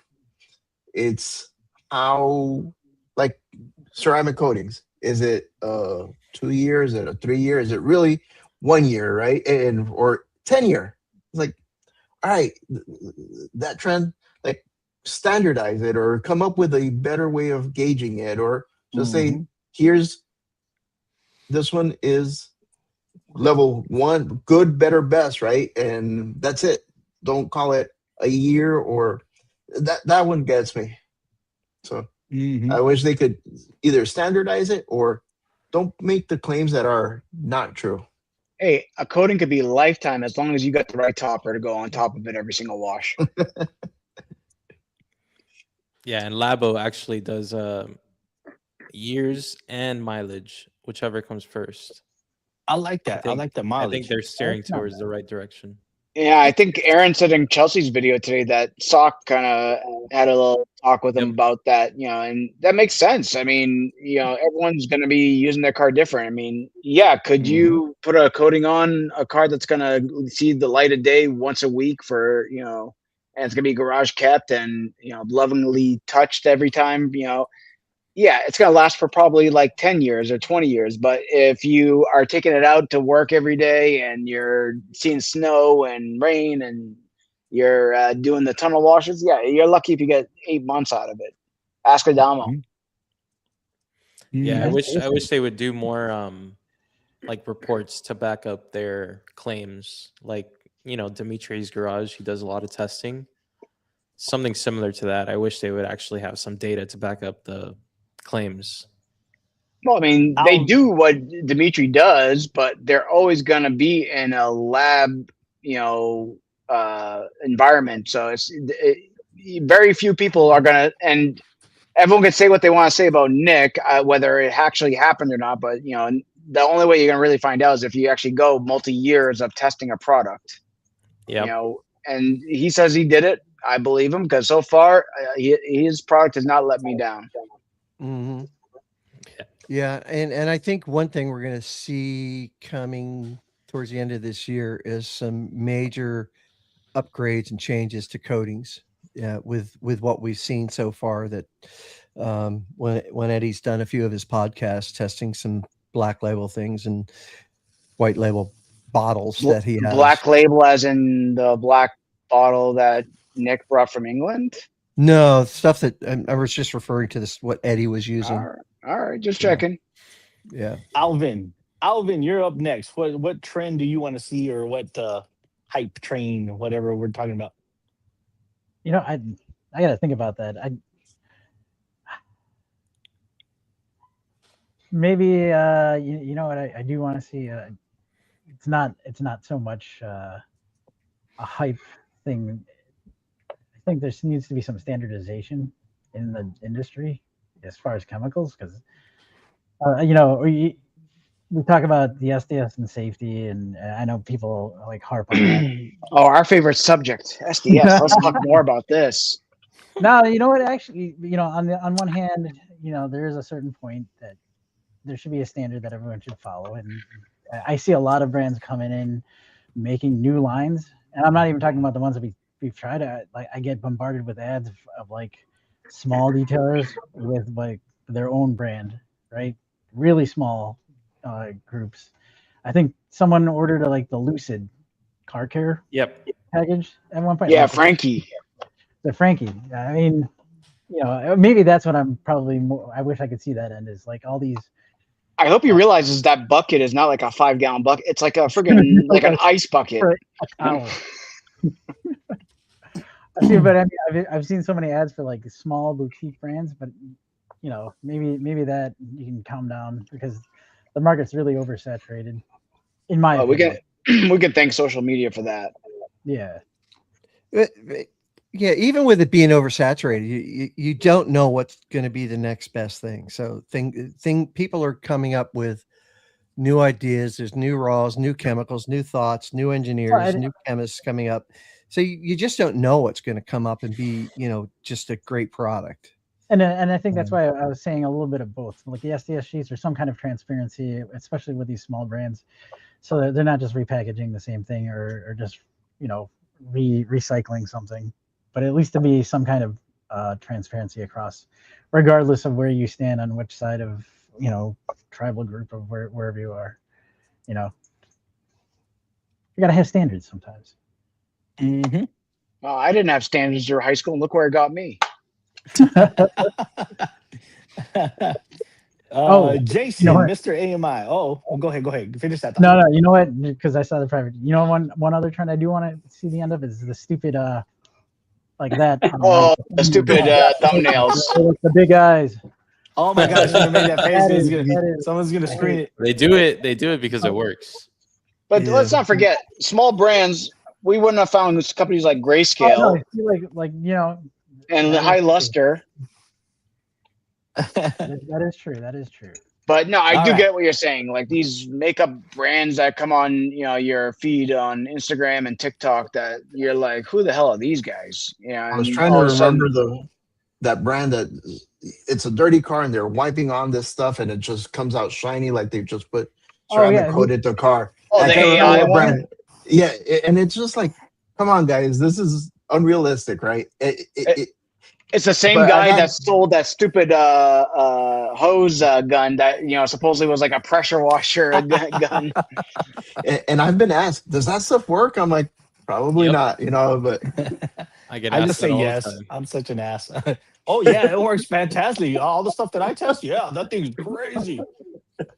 Although there's that one product that I thought was total bullshit, and it turned out to actually work, was the Maxwell one. You know, but I still wouldn't pay $60 for a freaking bottle of that shit. All right. Okay, so next, Jason, what trend would you like to see? Oh, just the whole this is the best. You know, that whole mentality that the best. Because I'm sorry, it does not. My God. I mean, hard wash might work great for me, but I understand, Vice. It didn't work for you. So, but anyway, it's one of those. I'm a huge hard wash hater. But it's gone anyway. So, you know, we're on Decon shampoo. So we'll see how that works. But no, I think the whole fact of, and of course, don't even need to say any names, period, about that. But yeah, once you start saying that, oh, this is the best, I don't know. People just don't buy it, and I mean, it really comes across as, and same way when Disingenuous. when I do reviews, of something, I'm trying to do like a comparison to show one thing against another. Because again, then just like you were talking about with the coatings, like with Dimitri, if you can compare one thing with another, yeah, that may not be like the end all be all of how it's going to perform, but at least you can compare it with because I saw like the experiences I had with coatings was right in line with what Dimitri had for his testing. Where the ranking I would have put on the coatings was right in line with what he had up until recently. Anyways, I'm not sure. About you've noticed the last couple tests haven't been really on par. I don't know. I'm not sure. I haven't. It just so happens to coincide with stuff that was sent to him for free. Yeah, it all came. Everything came out at the same. But anyways, yeah. Make sure to stick around for our disclaimer at the end of the video, guys. No, but yeah, I will. Don't get me wrong. I respect Dimitri's tests, and they're great. The only one that I have always had a beef with was, is it pretty? I was like, well, that's really goddamn subjective. I mean, what's pretty to you may not be pretty to me. But you kind of need it. You kind of need it there. Yeah, but you could use different wording, like, hey, jetting effect or non-jetting effect or whatever. You know what I mean?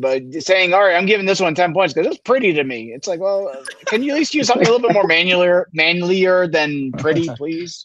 I think if you publish the results for you to filter that out, that way you can take out the subjective scores and then keep the whatever. Yeah. That's right. He's got to push his. Listen, he's the only one in the game that's actually like doing it scientifically, science to it. I will respect that. I respect him a lot. I like that. Yeah, why don't you marry him? Ron's up pretty late. That is true. Yeah, what is considered the best is definitely highly subjective, and it varies between like area, right? Because your results might be like Jason was saying. Don't get started on rinselesses. Me and Alvin could spend all night arguing about which is the best on that. Oh yeah. I try to stay away from that. Everyone has their favorites.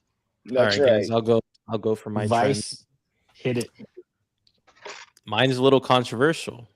Oh, that's a big surprise. I want the bead trend to go away. The bead trend? Beads. Oh, beads. Okay. Oh, it's literally. What's your problem with turtle wax? You guys were talking about subjective. It's literally subjective. I mean, beads doesn't do anything other than look pretty and make water spots.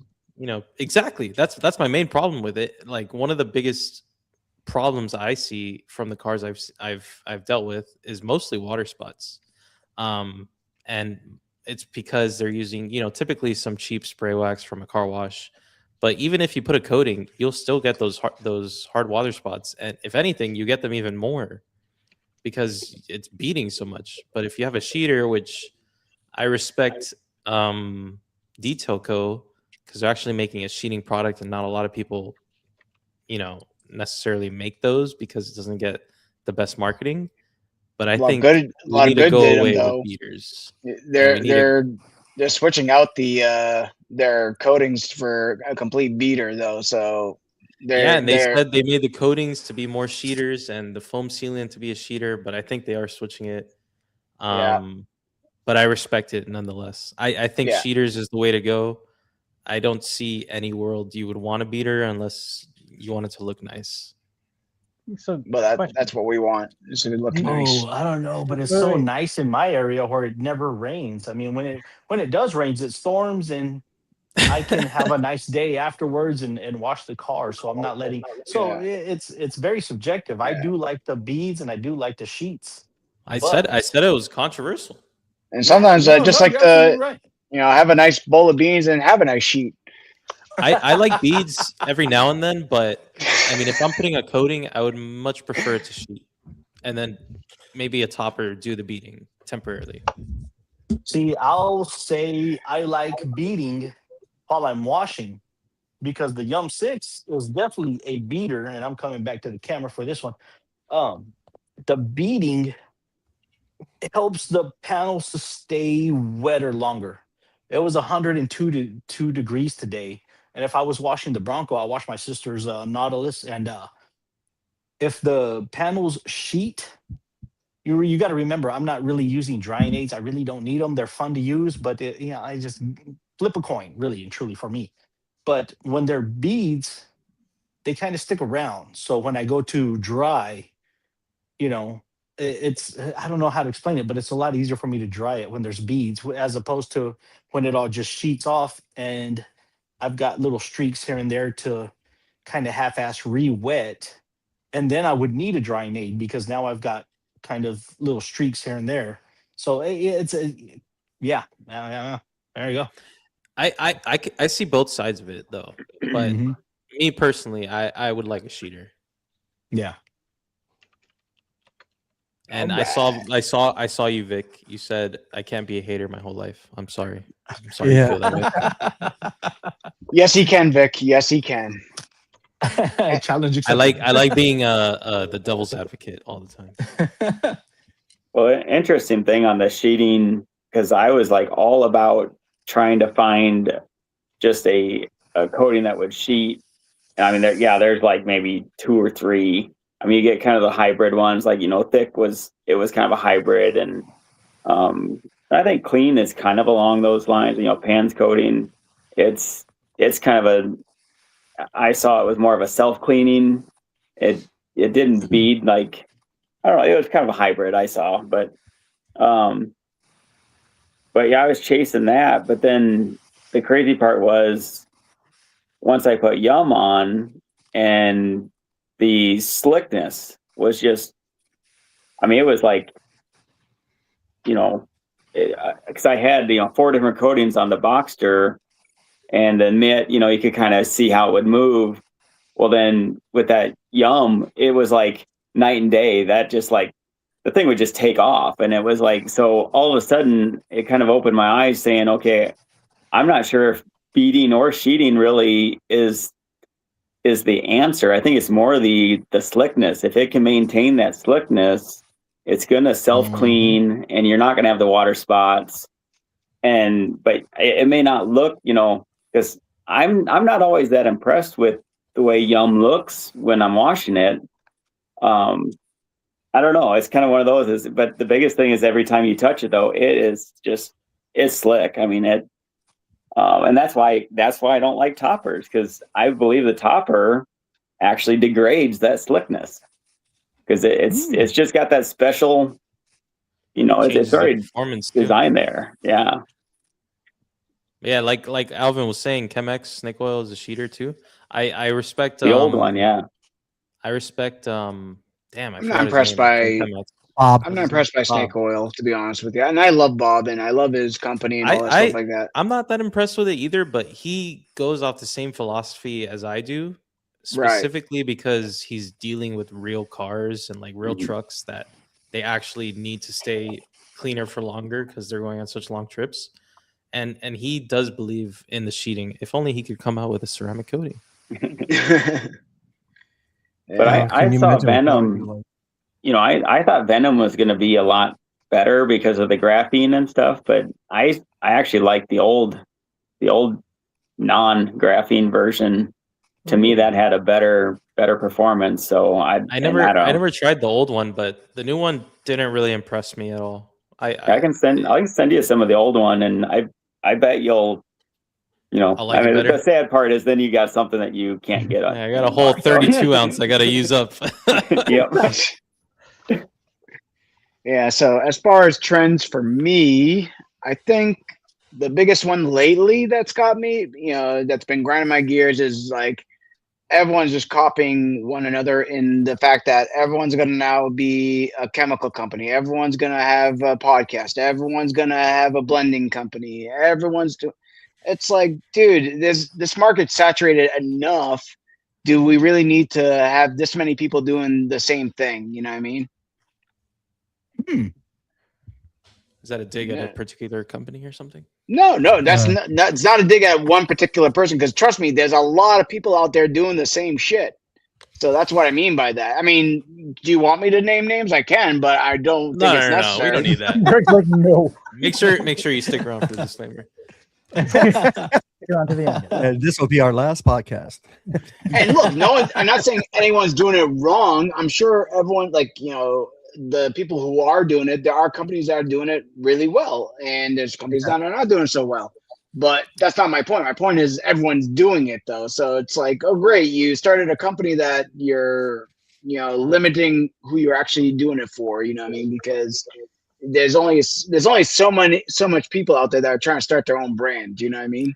I think the problem is those blending companies having small MOQs, which is making it more accessible to anybody.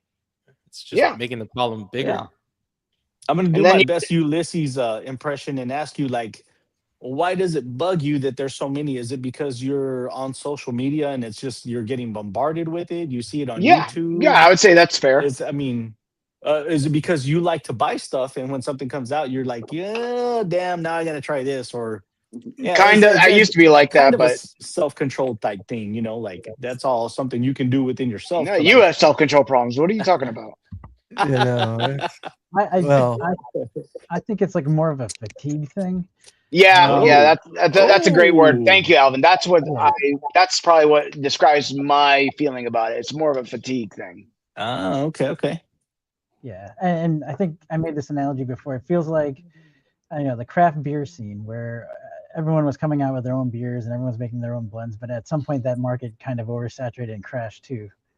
Right. Some of the smaller breweries all close up shop. So I feel like at some point that's going to happen here too. And that's a great point, because there's people that I honestly do want to support, but my support alone is not going to, make their company run. You know what I mean? So if you separate, everybody's support to like their tribe or their team or whatever, you're going to end up making the whole market crash.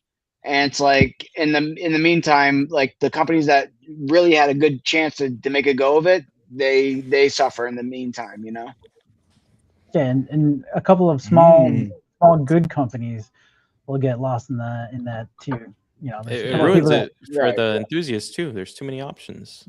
Survival of the fittest, man. Yeah, but I've seen some people that have been in the game a long time, and they're struggling. So sorry about that, Greg. No, that's fine. I was going to say that goes back to with all these smaller companies and they're starting up, they've got to get out there and market it. They've got to get out there and do the YouTube stuff. And then you're going back to what you were saying, Dave, that you're just getting hit with too much. And with how the algorithms are set up, we're going to be getting hit with all that stuff because of what we watch on YouTube. And I don't mind it. I mean, I haven't used Grayscale yet, but it's something that I do want to try. There's a couple products from High Luster that I've got in the cart that I'm going to be ordering before the end of the month because I want to try those things. And there's some other things that are coming down the pipe that we'll discuss after the show that I think you guys are going to be pretty excited about. Some things that are coming for us in August. So I don't mind the competition. I think competition is good. It breeds innovation, and you take a look at where Detailco started out with, what they started out with, and where they're at now, where they're headed now.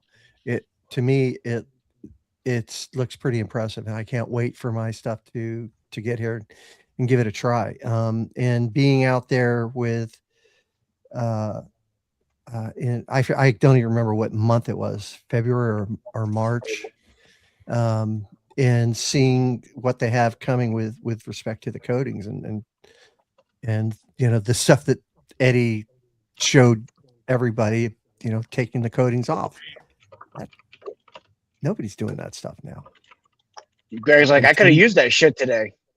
Yeah, you're right, Dave. You're right. But then again, I wouldn't have overcomplicated myself at that point, right?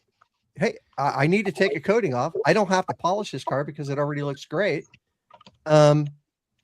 So yeah, but you would have not taken your meds, and you would have forgot you had it in the first place. So probably. Yeah. But we live and we learn. We take notes, and we we have a little book here that we write things down in, and All we don't right. forget. Oh, old school composition notebook. Yeah, he's got that Dang right. journal. That's right. It's called a diary. Duh. Your name is Greg. It's You where he live- keeps all the clear coat confessions of his. That's all the strikes. That's all the strikes. You're gonna see a few of us get too many strikes, and we won't be invited anymore.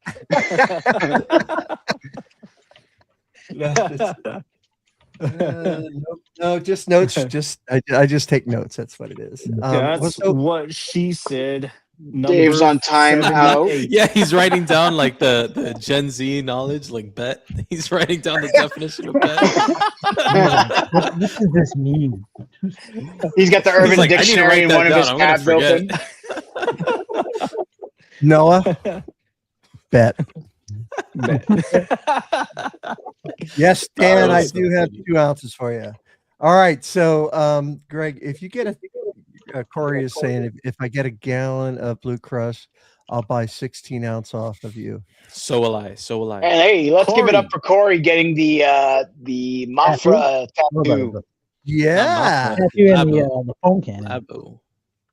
Yeah, He's Corey, awesome. I got some Blue Crush He's for you. I got your one of address. 2 special edition foam cannon in the United States. Yeah, but hey, good news. There is going to be a place that's going to carry them in the U.S. very soon. I believe Parks Car Care will have them soon enough. Limited. Yeah. Limited. But he said he should have enough for the first run. Yeah. How much? Did he say a price? He didn't reveal. He didn't give a price yet. Yeah, but it's going to be. It's just. It's going to probably be. I'm going to say $100 at least. Yeah, probably 100 around there. For the first one. The second run will be cheaper because it'll be a cheaper box, whatever it is, like less stuff in the the packaging. Yeah, they can fit more in a pallet. Thanks, John. Greg saying bet is a 2026 highlight. It's also a Black Entertainment Channel.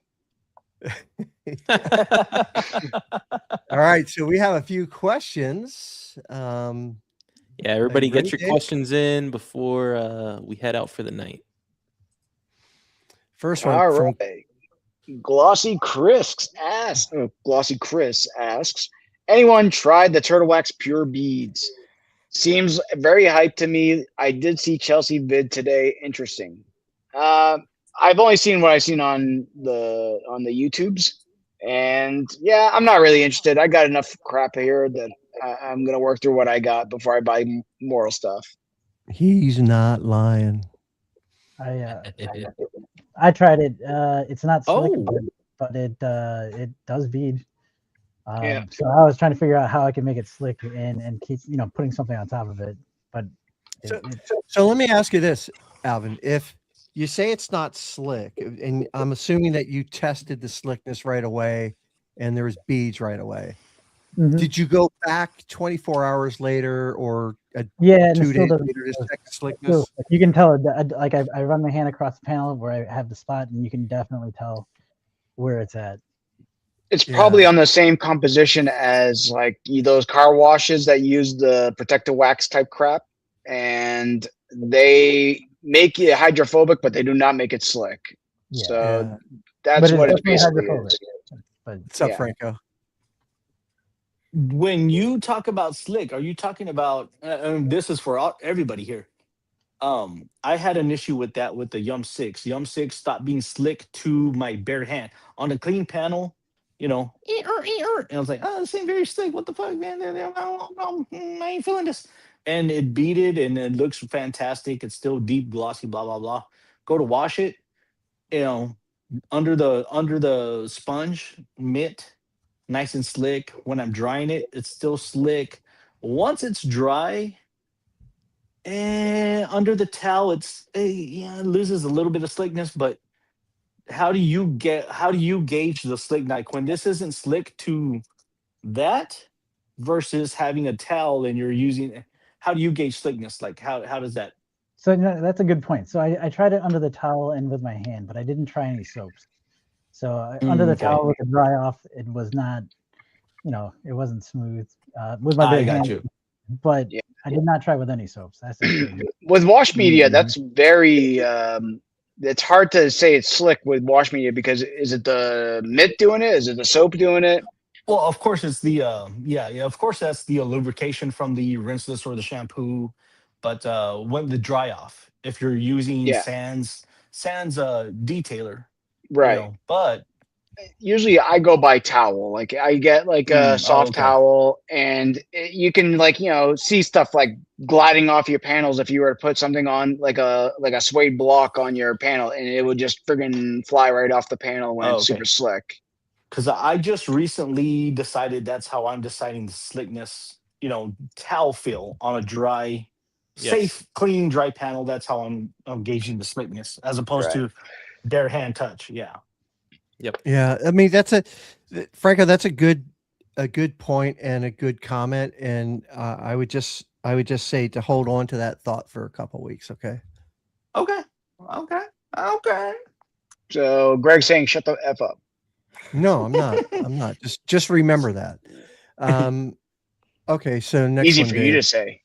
All right, Yeah. panel by panel.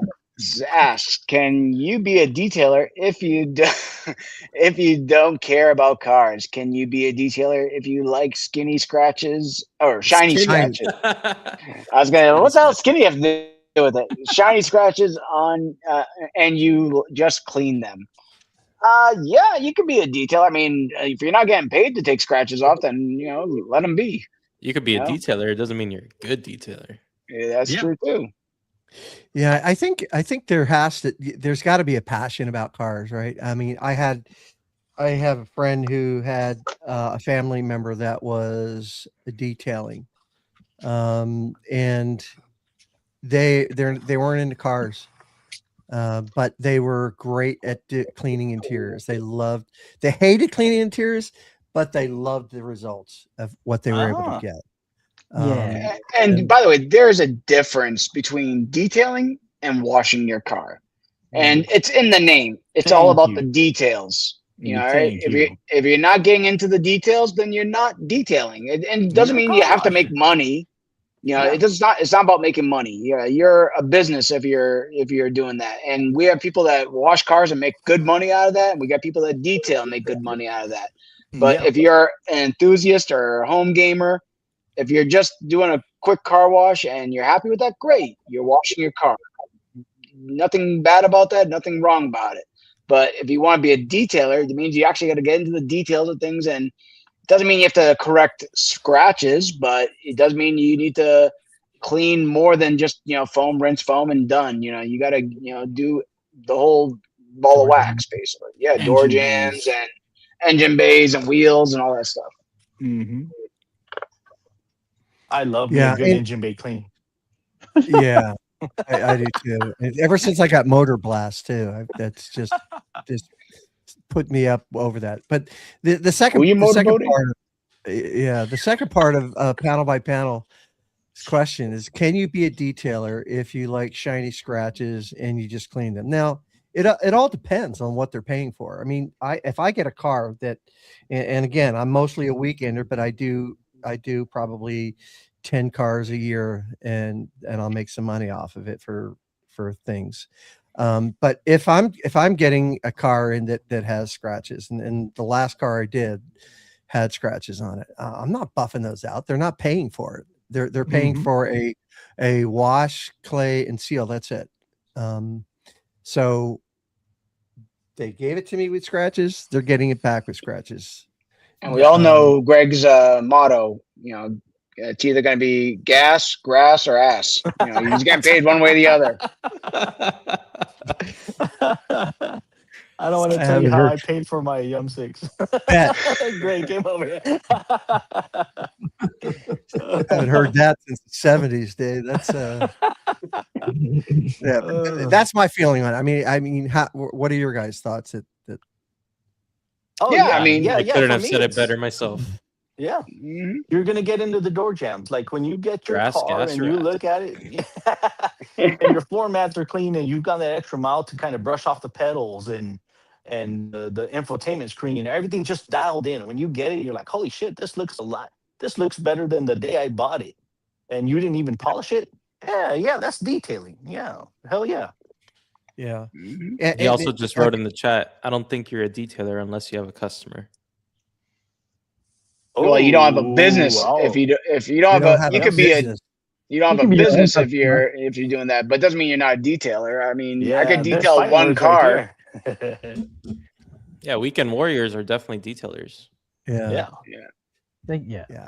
And I can be very transparent. The Porsche that I put the Young 6 on this weekend, I have no idea.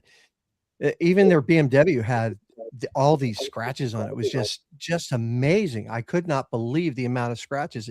And he did a polish on it, but I don't know how much of a polish he did. Because when I got there, before I got there, I told him, you need to have this car ready to go. I don't want to do any polishing. Well, I ended up polishing that car and the BMW. And it looked a lot better after I polished it, but there was still scratches on it. I'm not going for perfection on any of the cars that I have. That's not who I am, and I don't have the time for it, and I don't want to go for perfection. Yeah. But I'm telling you, one of the things that Eddie taught me is look at it 2 feet away, 2-3 feet away. How's it look? Looks really good. Get up real close, you see those scratches. But that Porsche looks amazing. That blue, and even my sister's black BMW looks just phenomenal. Anyway, we got another question, a couple more questions. One from J Farm. All right, J Farm asks, do you think there is actual durability testing that simulates abrasion and whatnot from the coating companies, or just looking at the ingredients and making scientific estimations on coatings? Well, everyone knows if you look at the SDS, you can basically replicate whatever the coating is. Everyone knows that. But as far as I do know that they do abrasion tests, but not quite like what Dimitri does. I don't think they have. I'm sure they have a machine like that, but I've seen different companies do different types of abrasion tests. Some of them do physical abrasion. Some of them do dirt abrasion from like almost like sandblasting, but with like really fine particulates. And then you get the car washing with mitts and soap and stuff like that. Yeah, I think they definitely have some sort of testing in order to get some sort of data, but I just don't think it's that extensive. Right. It's very. Go ahead, Fernando. And it's not standardized from one company to another, right? Yeah, So you're comparing apples to oranges. Right. That's the biggest thing. I think we all like to see parity within the market where it's a standardized testing, because then we can measure, okay, they've done this type of testing or this method of testing. We know how they got to their results, and we can quantify it by, what they end up coming up with. We already know that, Christy. One of the cool things with that, that CCI, because they state that they tested down to like 40%. So they actually put a number of what, so when they put like with their 1 year, basically at 1 year, they're expecting that should still perform at 40%. It's not one of those where they're taking it down to, that, it's still there, even though you can't see it. It's not, so I thought that was pretty cool. Now, how you tell what 40% is, I have no idea, but just put a little lactic acid, it'll bring back the coating. water spout remover, it'll do it. Yep. Makes the water dance, or the coating dance, or something like that. Dance, I don't know. Yeah. It causes some type of reaction that I'll never say again in my life. One more question. Detailing with AK says, for those Labo guys, what 5 products would you say someone new to the line should try? I only have the 2 Preludios. Detailing with AK. I got you. I'm a Labo fanboy. Go for advice. I'm just not on Corey's level though. But Primus, 100%. Honestly, you should just buy a 4.5 liter because you're gonna use it. Then I would go the 2PH for their interiors, Glico and Ductile. Even if you don't use it for like necessarily like stains, like the 2PH, you can still use Glico as a regular interior cleaner. And as a APC as well, and it's very good in my opinion. I'd also go Sidero iron remover, one of the few dilutable iron removers, and last but not least, Natito, the glass cleaner. That's good. All hitters. That'd be my list. My 5 Stamp of products. approval on that one. Yeah. HPC Pro. I know. I know that's French, but yeah. They make magnificent products. The only thing I'm not a fan of the Labo products is their protection, but they make great cleaners, my opinion. Have you used their HPC Pro? Not ceramics, like their sealants, like okay. Beneficia, Cupido, and all that stuff. Yeah, I'm not a fan of those, but I haven't used their ceramics. Their detailer is not bad. I don't mind Perfecta. It's actually rather nice to use. The HPC Pro, fellas, holy shit, that's a fantastic coating. And Frank has a new convert to it. Expand on that. Yeah, and TPR, right? I haven't used the pans. The last Thursday I showed that I had it and blah blah blah, and yeah, you did. That was so funny. Yeah. Oh shit! I just opened it up. Well, I had to use it. It's like, so, is it full? I'm open. That Saturday. That Saturday I used it, and I haven't used pans, but everybody and their mama says it's one of the easiest coatings they've ever used, and I can go ahead and say, yeah, that's right up there with pans. And even though I haven't personally used it, I've got a 3-year, but you're talk about 1 to 1.5 minutes of dwell time, and it might have been 90 plus degrees. It was mid 90s, 20 to 30% humidity, and it was a dream.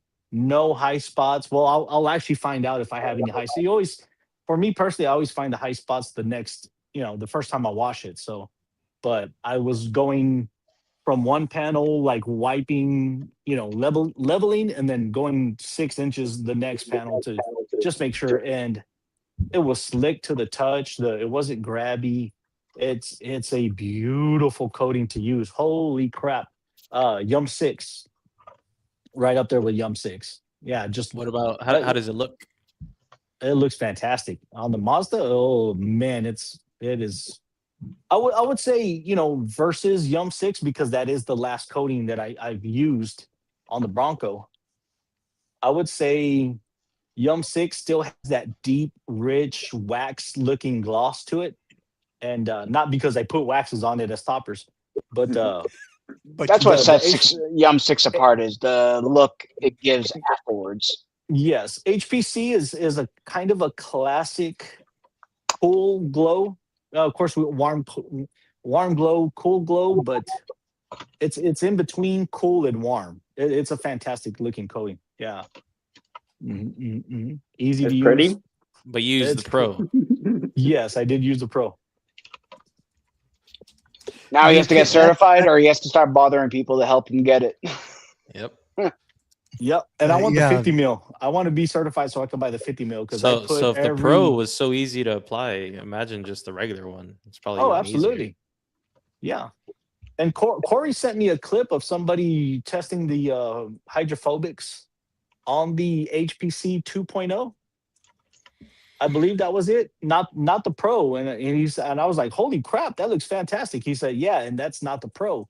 So I'm excited to see. I haven't even got the car wet yet, which I can, but I did it last Saturday. I think I'm gonna wash it tomorrow. It's Friday. I'm on 6 days. I don't care. I'm gonna do me.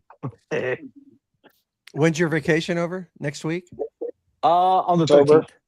13th, okay. October. Yep. Yeah. That's it with the questions. Anything else, gentlemen? No. I think we've left it all on the field. I think we gave it 100%. We try to play hard, and I think we play pretty hard. Good game, guys. Good game. What was that? Your hand. We're gonna end with that. He was waiting for that.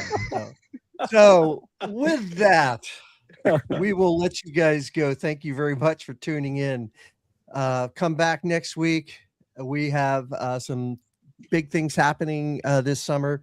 Just remember that we have people taking vacations, and some people will be around, some people won't be around. A lot of things going on for people during the summertime. So you may or may not get an invite sent into your in basket one of these days.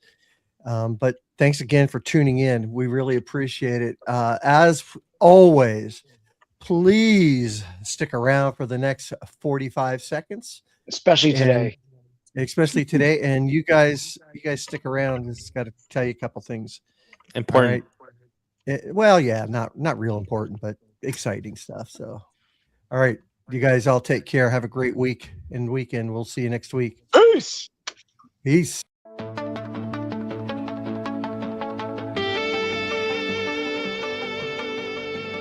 Thanks for listening to Clear Coat Confessions. Just a quick reminder, the opinions and hot takes expressed by our guests today are entirely their own and don't necessarily reflect the views of the hosts. Detailing involves heavy tools and strong chemicals, so if you try any of the techniques or products we talked about today, you do so at your own risk.